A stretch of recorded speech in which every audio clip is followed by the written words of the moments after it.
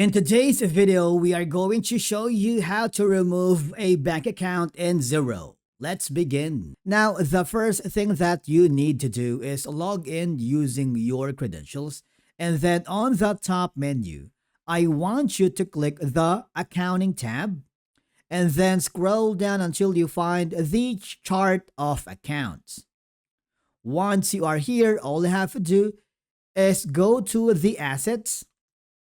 Now, the assets are things your business owns or controls that have a value. It includes current asset, fixed asset, equipment, inventory, cash on hand, and in this case, that's going to be bank accounts. So basically, the bank account is classified as current asset and it represents money your business owns and can use. All you have to do here is simple. Select the bank account that you wanted to delete. In my case, I am choosing this one. There is a box here. Check that box and there is a delete option that will appear. You see that? All I have to do now is click the delete button. But before removing a bank account, make sure the bank feed is disconnected.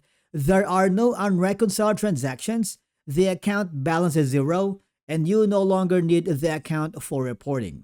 If you want, you can simply hover back again to the accounting section, go to bank accounts.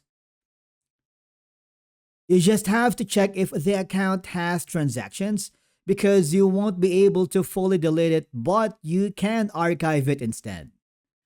Then if you are sure about all the details, go back to the accounting again, click the chart of accounts, and then go to assets. Select the bank account that you wanted to delete, check the box, click the delete button, click OK, and there you have it. Basically, that's how you remove or archive a bank account in Xero. Thank you so much for watching. We will see you again in the next one.